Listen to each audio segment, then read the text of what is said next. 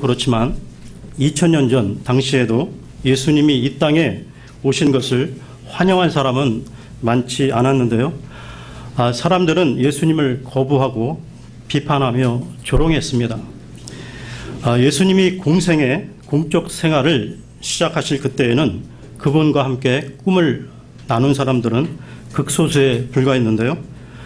예수님을 따르던 제자들조차 그분을 온전히 이해하지 못했다는 겁니다. 그러면 오늘 본문 말씀 가운데 요한복음 7장 2절을 보겠는데요. 7장 2절입니다. 이제 유대인들의 장막절이 가까이 왔으므로, 지금 8월달이고요. 다음 9월 말쯤에 우리는 또 추석을 맞이하게 되는데요. 우리나라의 추석 명절과 설 명절이 있듯이 유대인들에게는 3대 명절이 있었는데요.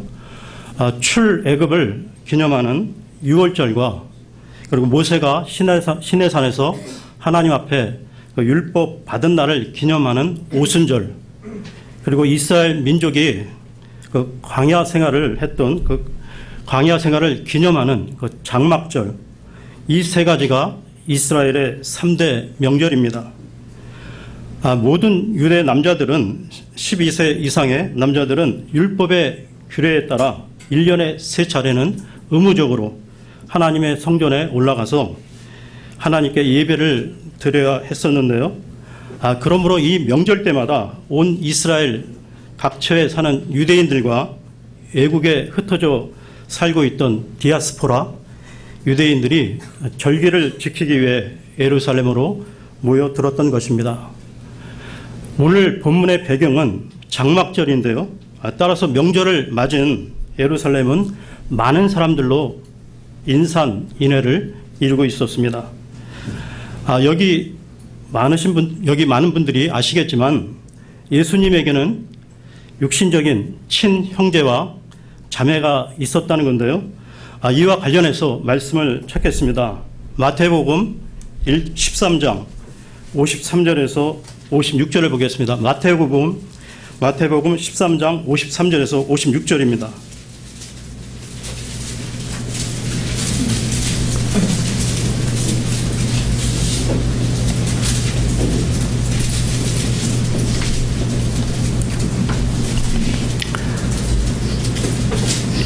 예수님께서 이 비유들을 마치신 뒤에 거기를 떠나 자기 고향으로 들어가사 그들의 회당에서 그들을 가르치시니 그들이 깜짝 놀라 이르되 이 사람이 어디에서 이 지혜와 이런 능력 있는 일들을 얻었느냐? 이 사람은 목수의 아들이 아니냐? 그의 어머니는 마리아라 하지 아니하느냐? 그의 동생들은 야고보와 요새와 시몬과 유다라 하지 아니하느냐? 그의 누이들은 다 우리와 함께 있지 아니하냐?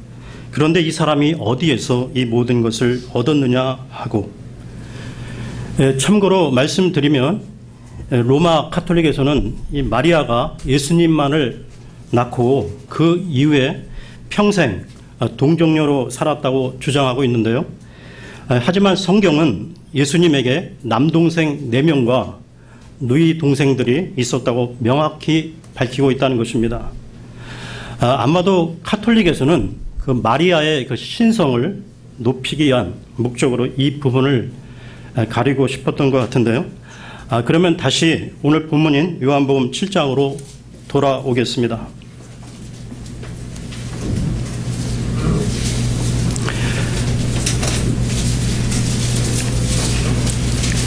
장막절이라는 큰 명절을 맞이하여 예수님의 친형제들이 예수님에게 한 가지 제안을 하게 되는데요. 요한복음 7장 3절에서 4절을 보겠습니다. 7장 3절에서 4절입니다. 그분의 형제들이 그분께 이르되 여기를 떠나 유대로 들어가 당신이 행하는 일을 당신의 제자들도 보게 하소서. 은밀히 이를 행하면서 드러나게 알려지기를 스스로 바라는 사람은 없나이다.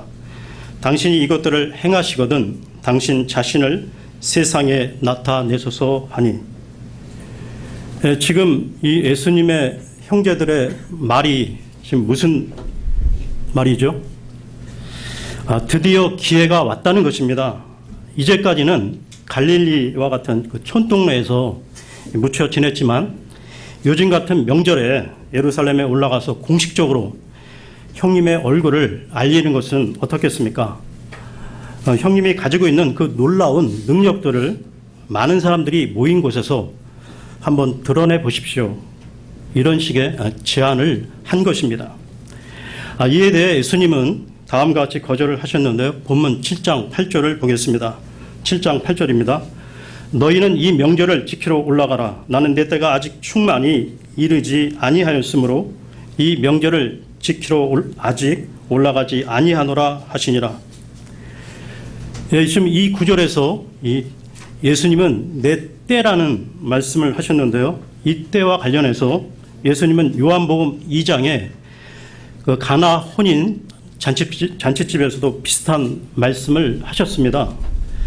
어머니 마리아가 이 잔치집에 포도즙이 떨어졌다고 아들 예수님에게 알려주었을 때 예수님은 내 때가 아직 이르지 아니하였나이다 라고 대답하셨지요.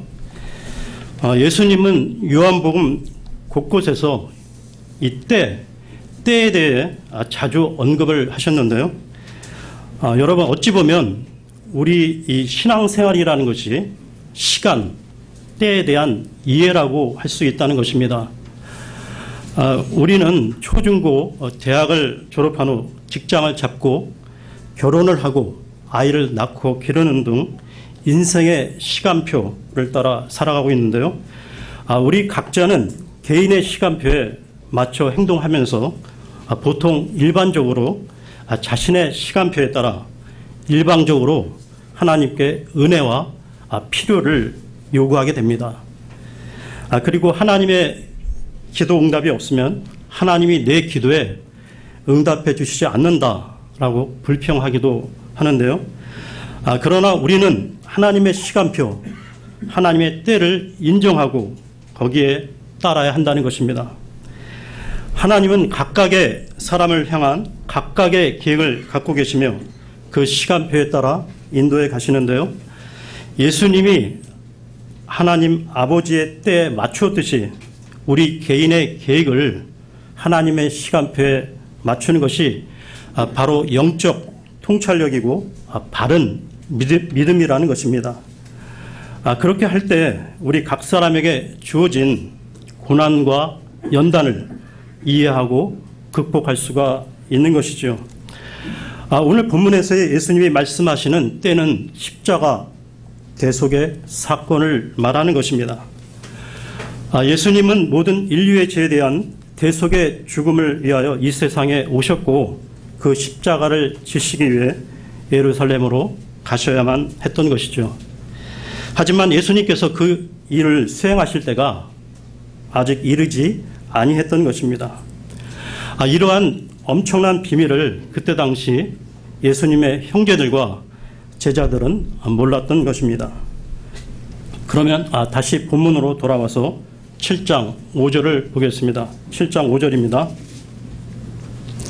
이는 그분의 형제들도 그분을 믿지 아니하였기 때문이더라. 여러분, 예수님의 형제들이 예수님을 믿지 않았다고 지금 밝히고 있는데요. 이 말씀의 뜻이 무엇입니까?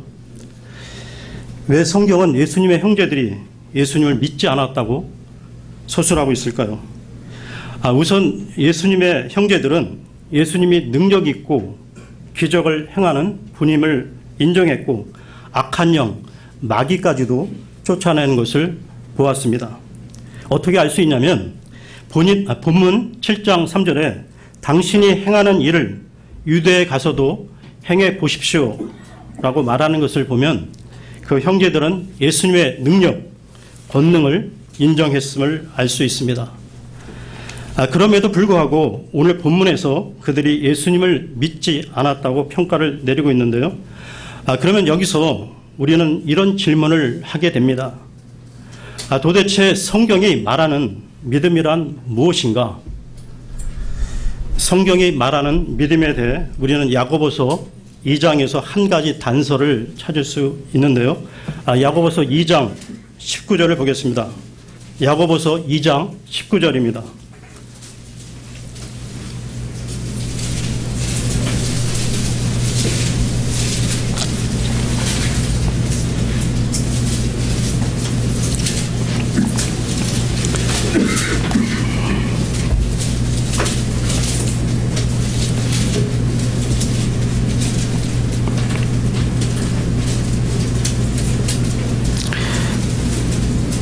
네가 한 하나님이 계시는 줄 믿으니 잘하는도다.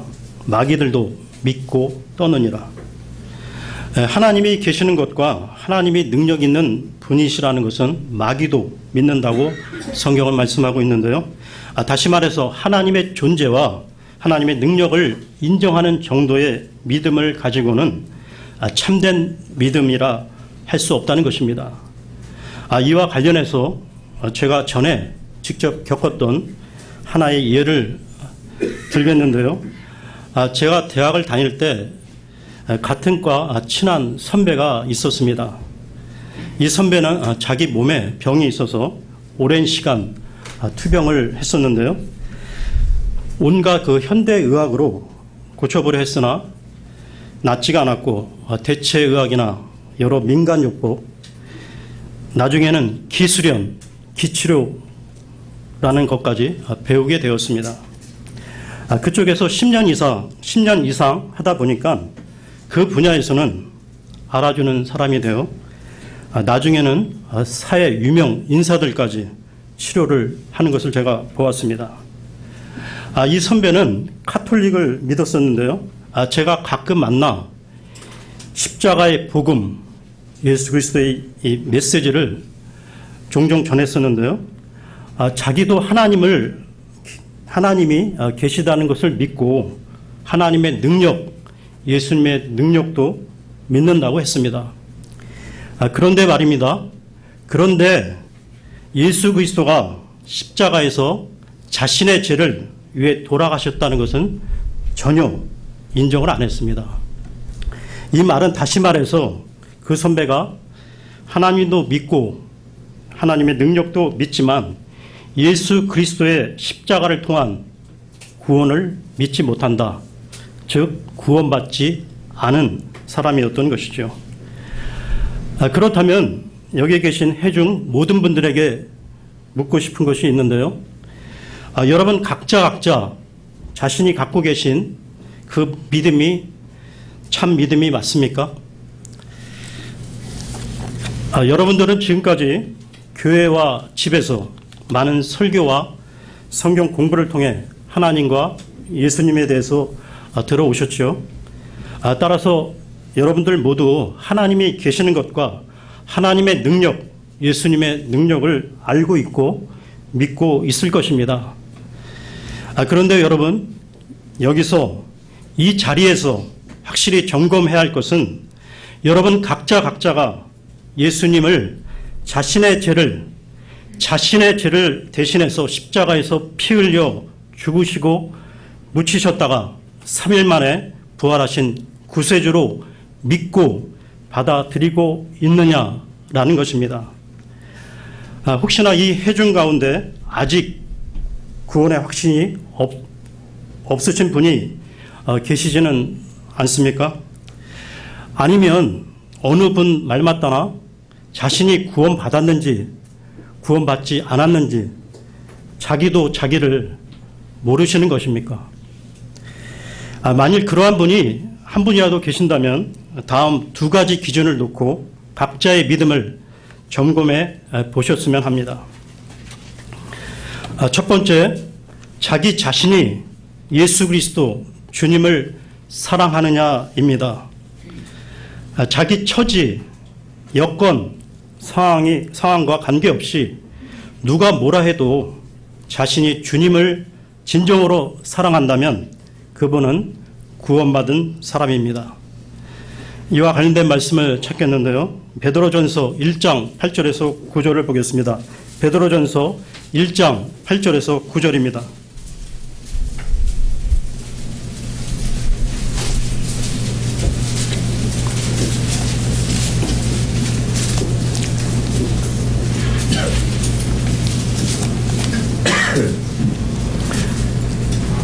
너희가 그분을 보지 못하였으나 사랑하는도다.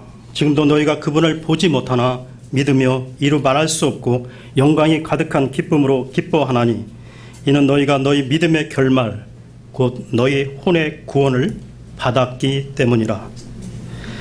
그 다음으로 구원받은 믿음의 두 번째 기준은 자기 자신이 하나님의 말씀을 조금이라도 알려고 하고 배우려고 하는 관심과 의지가 있느냐 하는 것입니다. 사람이 육적 출생 이후 갓난아기가 수시로 엄마의 젖을 찾아 먹다가 좀 자라서는 분유나 이유식을 먹고 더 크면 밥을 먹고 고기도 먹듯이 태어난 생명은 자라나야만 하기에 때마다 계속 먹어야 하는 것은 너무도 당연한 것입니다. 마찬가지로 혼의 구원을 받고 다시 태어난 하나님의 자녀는 영적 갓난아기이기에 영적 양식인 하나님의 말씀에 갈급함을 보이는 것은 자연스럽고 지극히 당연한 것입니다. 이 두 가지 기준, 다시 말해서 자기 자신이 예수 그리스도 주님을 사랑하고 하나님의 말씀에 갈급함을 갖고 있는 사람은 구원받은 사람입니다. 각자 이 두 가지 기준을 놓고 객관적으로 자신의 믿음을 냉철히 솔직하게 점검해 보시기 바랍니다.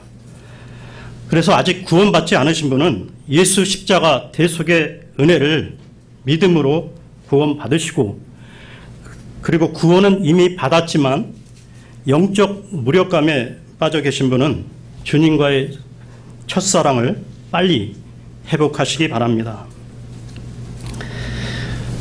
성경 누가복음 24장에는 예수님의 부활 이후에 엠마오로 가는 두 제자의 이야기가 나오고 있습니다. 그들은 예수님이 십자가에 못 박혀 죽으시자 무척이나 실망을 했는데요. 두 사람은 길을 가면서 자기들은 예수님이 이스라엘을 구속하실 분으로 믿었다고 이야기합니다. 예수님이 이스라엘의 구속자이신 줄 알았는데 아니었다는 것이죠. 그래서 슬픔과 낙심 가운데 두 제자는 길을 걷고 있었습니다. 그러나 그때 조용히 그들과 동행하시던 부활하신 주님께서 그들에게 이렇게 말씀하셨는데요. 누가복음 24장 25절에서 27절을 보겠습니다. 누가복음 24장 25절에서 27절입니다.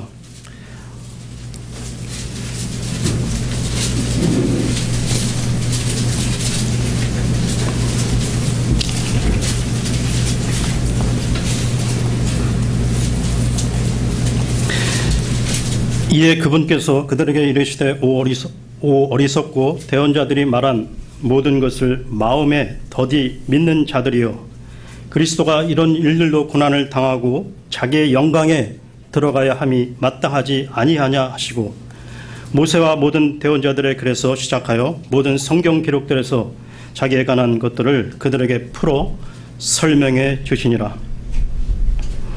주님께서 이 두 명의 제자들에게 말씀하신 것은 이 미련하고 어리석은 자들아, 왜 이렇게 믿지 못하느냐?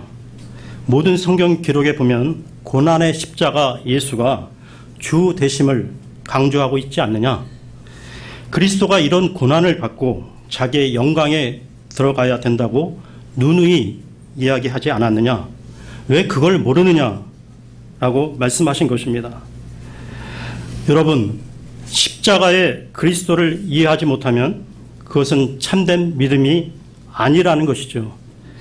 많은 사람들이 나는 예수를 믿는다, 나는 믿음이 있는 자다라고 말들을 합니다.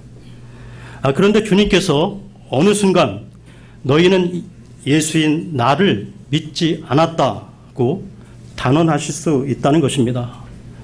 충격적이지 않습니까? 어떤 이들은 영광의 그리스도, 세상 가운데 승리하는 그리스도만 찾고 있는데요. 오늘 본문 말씀 중 요한복음 7장 5절에서 예수님의 형제들이 예수님을 믿지 않았다고 말씀하고 있듯이 그리스도 십자가 중심의 신앙을 받아들이지 않는다면 그것은 다 헛된 믿음일 수 있다는 것입니다. 성경은 이 사실을 강력하게 밝히고 있는데요. 여기 모인 모든 회중 한 분 한 분이 십자가 중심의 신앙으로 살아가시는지 자신을 돌아보셨으면 합니다. 우리가 이 땅을 살아갈 때 이 세상을 변화시키는 방법은 무엇입니까? 칼이나 총 같은 무력입니까? 올바른 이념이나 민주정치입니까? 아니면 논리적 판단에 의한 강력한 자기 주장입니까? 그 무엇이 이 세상을 올바른 방향으로 나아가게 할 수 있을까요? 여기서 말씀 한 구절을 찾겠습니다. 요한복음 12장 24절인데요. 요한복음 12장 24절입니다.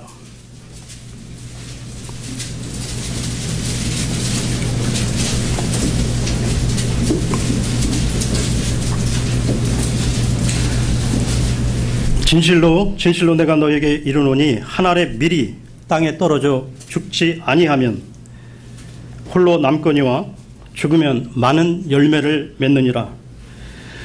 예수님도 자기 자신을 부인하고 자기 십자가를 지셨듯이 우리 또한 자기 자신을 부인하고 십자가의 길을 갈 때 이 세상을 변화시킬 수 있다는 것입니다. 고난과 죽음이 없는 부활의 영광은 있을 수 없고, 반대로 부활의 영광을 지향하지 않는 고난과 죽음은 그 어떠한 의미도 없다는 것입니다. No cross, no crown. 이와 관련해서 한 가지 적용을 해보겠는데요. 어느 부부가 있습니다. 남편은 아직 구원받지 않았고 부인은 구원받은 사람이었습니다. 이런 경우에 어떻게 해야 남편이 빨리 구원받을 가능성이 있을까요? 베드로전서 3장 1절에서 2절 말씀처럼 부인 자아가 죽는 십자가를 통해 남편에게 순종의 덕을 보이는 삶을 지속할 때 그 불신 남편은 부인의 말없는 순종을 통해 구원의 하나님을 받아들일 수 있게 될 것입니다. 그러면 여기서 말씀 한 구절을 찾겠는데요. 요한일서 5장으로 가겠습니다. 요한일서 5장 4절인데요. 요한일서 5장 4절입니다.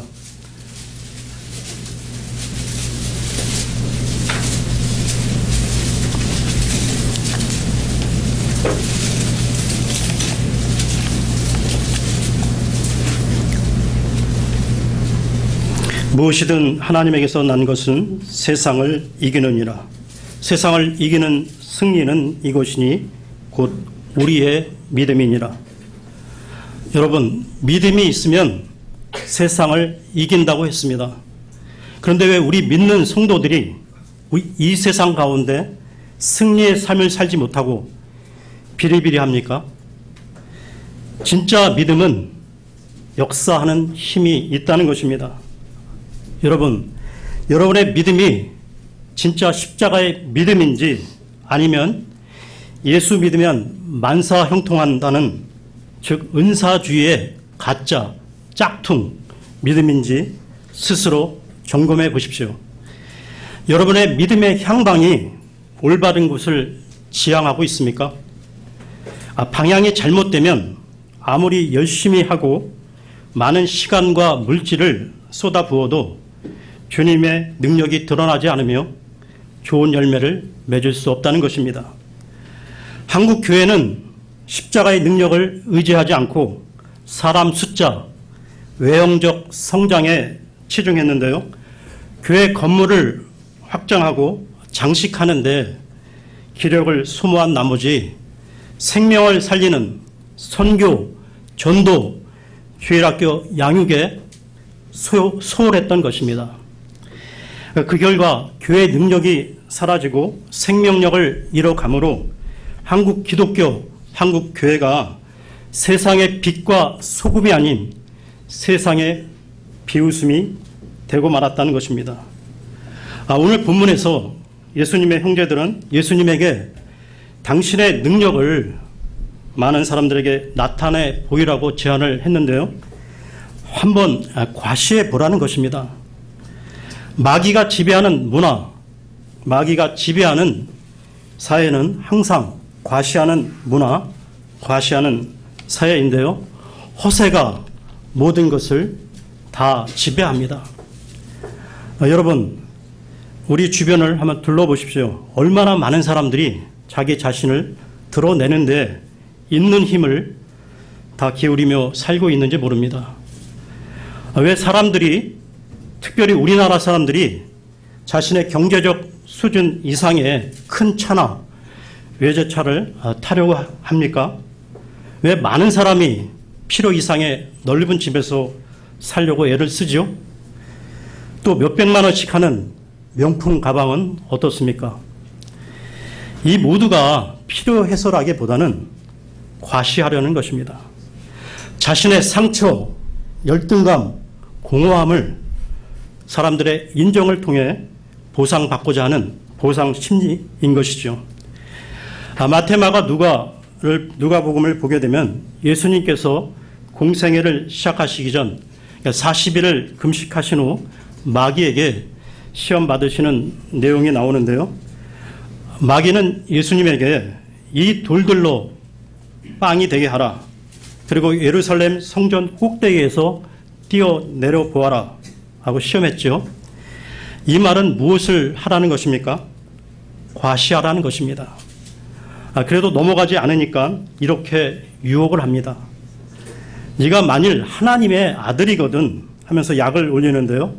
네가 진짜 하나님의 아들이거든, 그렇게 능력이 있는 사람이면 눈으로 한번 보여줘봐 라고 부추깁니다. 이처럼 사탄은 쓸데없는 것에 우리의 힘을 탕진하게 만드는데요. 이렇게 해서 넘어갔던 대표적인 사람이 구약 사사기에 나오는 삼손이었습니다. 하나님께 바쳐진 나실인 나사렛 사람 삼손은 하나님으로부터 엄청난 큰 능력을 받았지만 그 능력을 여자를 쫓아다니고 많은 사람들에게 자기 힘을 과시하는 등 육신적인 것에 모두 탕진함으로써 나중에는 머리털을 깎이고 두 눈이 뽑힌 상태로 적군의 노예로 전락하게 됩니다. 그러니까 참 믿음이란 남들에게 자신을 과시하고 겉으로 못모인 척하는 것이 아닌 삶의 현장에서 차분하게 하나님이 맡기신 일을 감당하는 것입니다. 그러면 다시 오늘 본문으로 돌아와서 요한복음 7장 8절에서 10절을 보겠는데요. 요한복음 7장 8절에서 10절입니다.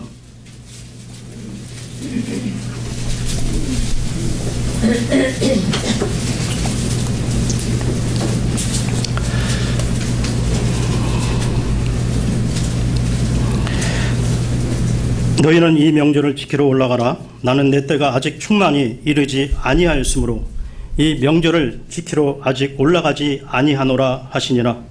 그들에게 이 말씀들을 하시고 그분께서 가만히 갈릴리에 머물러 계시니라. 그러나 그분께서도 자기 형제들이 올라간 뒤에 그 명절을 지키러 올라가시되 드러나게 하지 아니하시고 은밀히 하시니라. 예수님의 형제들이 예루살렘에 올라가라고 제안했을 때 예수님께서 올라가시지 않으려 했던 이유 중 하나는 과시욕을 한번 채워보십시오 하는 그런 제안에 대한 거절이라는 것입니다. 다시 말해서 이 형제들의 제안에 대한 거절은 마귀가 예수님께 시험했던 그 내용들에 대한 거절과 똑같은 맥락이라는 것이죠. 그런데 예수님께서 왜 나중에 예루살렘에 올라가셨습니까? 그 이유는 하나님의 일을, 하나님의 뜻을 이루기 위해 올라가신 것입니다. 이와 관련해서 말씀을 보겠는데요. 요한복음 6장을 보겠습니다. 요한복음 6장 38절에서 39절입니다. 6장 38절에서 39절입니다. 나는 내 뜻을 행하려고 하늘로부터 내려오지 아니하고 나를 보내신 분의 뜻을 행하려고 내려왔느니라. 나를 보내신 아버지의 뜻은 이것이니 곧 그분께서 내게 주신 모든 것 중에서 내가 하나도 잃지 아니하고 마지막 날에 그것을 다시 일으키는 것이니라. 오늘 본문의 배경은 장막절이기에 예루살렘에는 많은 사람들이 모여 있었는데요. 그러나 그 많은 사람들이 영적으로는 죽어가고 있었습니다. 그러니까 예수님이 예루살렘에 올라가셔서 무엇을 지금 하려고 하시는 것이죠? 그리스도 안에서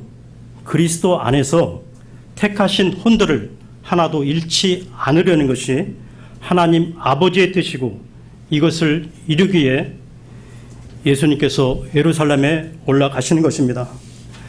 다시 말해서 예수님의 행동의 모든 동기, 이유, 목적은 하나님 아버지의 뜻을 성취하고 이루는 것이었습니다.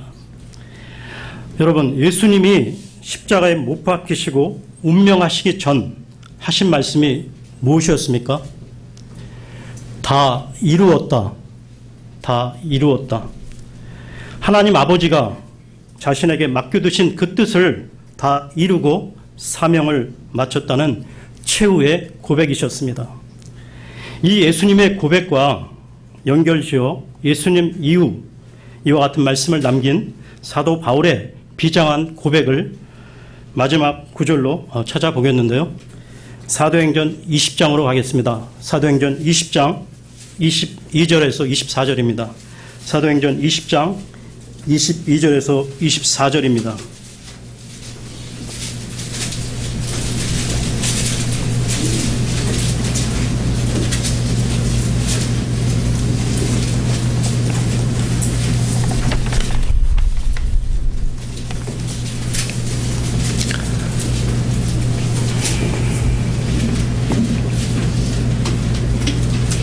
보라, 이제 내가 예루살렘에서 내게 닥칠 일들을 알지 못한 채 영안에서 결박당하여 거기로 가노라. 오직 성령님께서 모든 도시에서 증언하사 결박과 고난이 나를 기다린다고 말씀하시나 이 일들 중 어떤 것도 결코 나를 움직이지 못하며 또한 내가 나의 생명도 내게 귀한 것으로 여기지 아니하노니 이것은 내가 나의 달려갈 길과 주 예수님께 받은 사역 곧 하나님의 은혜의 복음을 증언하는 일을 기쁨으로 끝마치고자 함이라. 아멘. 24절 하반절을 다시 읽겠습니다. 내가 나의 달려갈 길과 주 예수님께 받은 사역 곧 하나님의 은혜의 복음을 증언하는 일을 기쁨으로 끝마치고자 함이라. 여러분, 바라옵기는 예수님의 십자가 위에서의 마지막 고백과 사도 바울의 이 고백이 저와 여러분 모두의 고백이 되었으면 합니다. 그럼 바로 다시 모두 다 일어나셔서 찬송을 부르겠습니다. 찬송 827장입니다. 827장입니다.